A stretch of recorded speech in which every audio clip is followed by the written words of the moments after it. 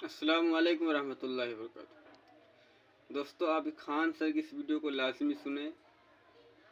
Iran का target क्या है 11 मार्च?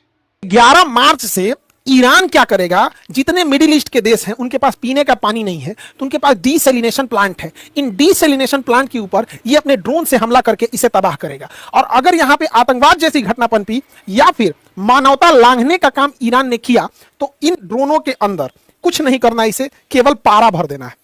पारा यानी मरकरी, ये सब हम लोग देखे होंगे थर्मामीटर में होता है, बुखार नापने वाले थर्मामीटर में पारा होता है।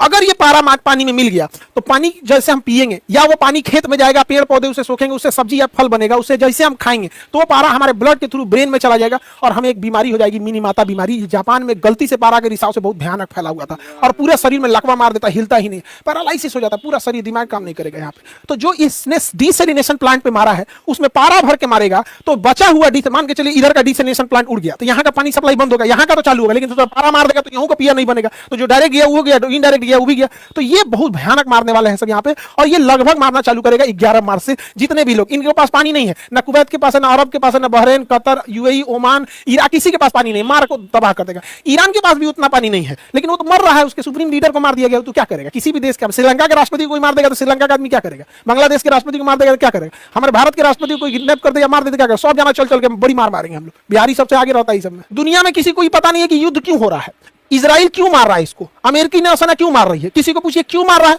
हमारा नहीं पता है। क्या ईरान के पास एटम बम है? नहीं, एटम बम नहीं है। अमेरिका ने B2 स्पिरिट से 5 महीना पहले बम मार के गिरा दिया था, कहा था कि सारे न्यूक्लियर साइट खत्म कर दिए हैं, तो नहीं है पता है। क्या ईरान ने आक्रमण किया है? तो नहीं किया है। क्या किसी तरह का एग्रेशन दिखाया है? नहीं दिखाया है। क्या कोई प्रोवोक किया युद्ध के लिए? नहीं। ये लोग क्या किया है? खुद जाके मिसाइल मारा है, खुद उस पर हमला किया है, उसके ऊपर 14 टन का बम गिरा दिया है, सैंक्शन लगा दिया है, प्रतिबंध लगा दिया, उसका तेल बिकने नहीं दे रहे हैं, उसका नोट चलने नहीं दे रहे हैं, उसकी करेंसी बर्बाद कर दी है। वहां महंगाई इतनी भयानक हो गई है, फिर भी वहां की जनता अभी उतना विद्रोह नहीं की है जितना ये लोग चाह रहे थे।